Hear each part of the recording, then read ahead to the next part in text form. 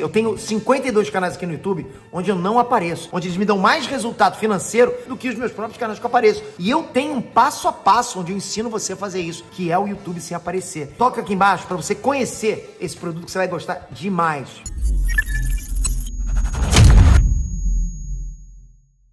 Mas assim, eu não tinha pretensão nenhuma de ser o melhor comentarista, de ser... Eu nem sabia que tinha esses prêmios. Então, desde que eu entrei para comunicação efetivamente na Globo ali, eu ganhei o prêmio de melhor comentarista todos os anos. Mas se você me perguntar assim, mas você tinha o sonho de ser o melhor comentarista, de se tornar um apresentador? Não. Porque eu achei que o meu sonho era só no futebol. E eu realizei o meu sonho, que foi meu primeiro sonho de jogar no clube que eu amo, que é o Vasco. E depois surgiram outros sonhos de seleção, essas coisas.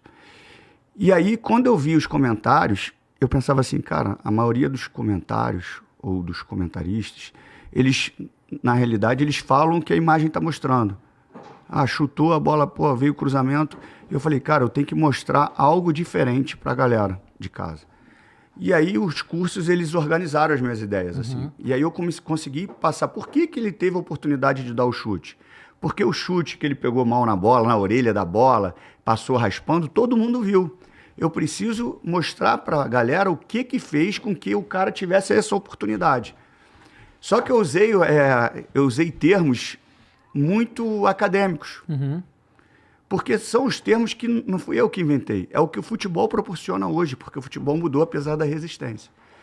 E no início dos programas foi bem engraçado que meu amigo aqui de São Paulo até, ele me mandou uma mensagem no primeiro programa que eu participei.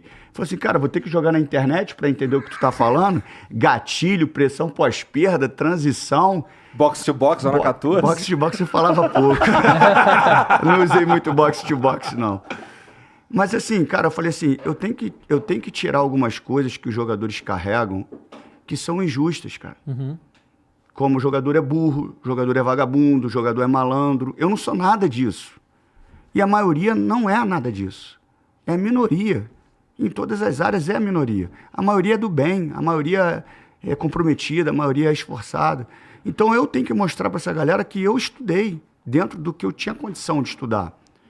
E aí eu cheguei com essa nomenclatura. Mas depois desse início, desses primeiros programas, eu comecei a receber muito retorno de pessoas importantes. Diretores de clubes, diretores famosos dos clubes, CEO, treinador de seleção brasileira. Então, cara, eu estou no caminho certo, porque é o público que eu quero atingir realmente com conhecimento. É lógico que a comunicação, ela prevalece desde que você faça o outro entender, né? Claro. Então não adianta você falar bonito se o outro não entendeu. Mas a minha questão não era falar bonito, a minha questão era falar o que é a realidade do jogo hoje. E desculpa até me alongar, porque a galera falava assim... Fica à vontade. A galera falava assim, mas Pedrinho, o cara não entende. Eu falei, mas eu explico. Eu falo pressão pós-perda, que é um termo mais acadêmico, e eu explico o que significa. Eu não deixo ele no vazio. Eu falo, a pressão pós-perda nada mais é do que você pressionar rapidamente quando você perde a bola. Porque você já está com o teu time todo na frente. Se você recupera ali, você já está mais próximo ao gol. E, obviamente, você não está exposto. Porque se você levou mais jogadores para frente, obviamente você quer causar superioridade numérica para levar vantagem. Atrás você está com desvantagem numérica. Então você recupera rápido a bola. Só que eu explicava isso depois, né? Aí você estudou, aí você ficou por dentro desse termo aí, mas eu duvido que era assim que os caras falavam para vocês no jogo. Não, mas... Devia usar um outro termo. Isso, assim... Mas os jogadores sabem isso daí, né? Claro. Não, e essa geração que joga, são esses os termos usados. É lógico que um papo mais individual, ou até num treino mais coletivo, não coletivo por jogo, mas coletivo com um grupo, é lógico que se eu estiver orientando, eu vou falar pressiona.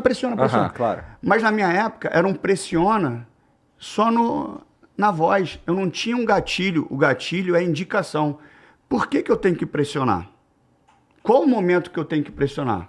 Porque se eu pressionar desorganizado, eu vou ficar exposto. Se eu falar para você, Igor, pressiona, aí tu vai lá. Aí o outro chega atrasado. Aí quando ele chega atrasado, o outro já tocou. Aí você chega atrasado, já criou espaço aqui e foi embora. Então tem alguns indicativos. Quando o passe é para trás, quando o jogador vira para o seu próprio gol, facilita para todo mundo subir. Então os jogadores de hoje, eles têm essa informação. Na nossa época não era assim. Era um pressiona muito mais na voz. Pressiona. E muitas vezes dava certo. E eu não culpo os treinadores, porque eles não tinham como se... conhecimento, assim, não tinha nada não tinha curso, não tinha nada. Só que hoje a galera exige isso. Só que eu sofri muita resistência por causa disso, né? Porque, imagine, você passar ali 20, 30 anos falando de futebol, que era menos complexo mesmo, e a gente sempre se achou muito proprietário, dono do futebol aqui no Brasil, né? Sim. E aí, daqui a pouco, você começa a perceber que você não tem mais domínio sobre aquela matéria. Começam a surgir nomes, plataformas, análise de desempenho. Aí você que 20 anos, 30 anos falou sobre isso com muita autoridade, você tem duas saídas. Ou você percebe e estuda para entender o que é o jogo hoje, ou você tenta acabar com aquilo. Cara, isso aqui não pode ganhar vida, que se ganhar vida eu perco espaço, eu estou saindo da minha zona de conforto.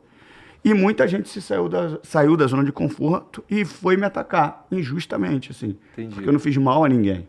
Eu só quis passar de um jeito que eu acreditava que era interessante pra galera saber. Só para não perder o raciocínio, o cara de casa falava o quê? Pô, Pedrinho, você quer falar desse jeito.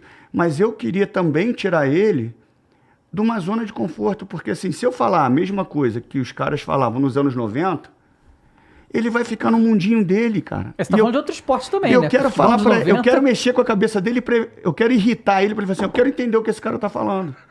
Porque a gente tá em 2023, eu não posso falar um comentário de 1990. O jogo é outro. Totalmente outro. Totalmente Claramente outro. Fisicamente, taticamente, tudo mudou.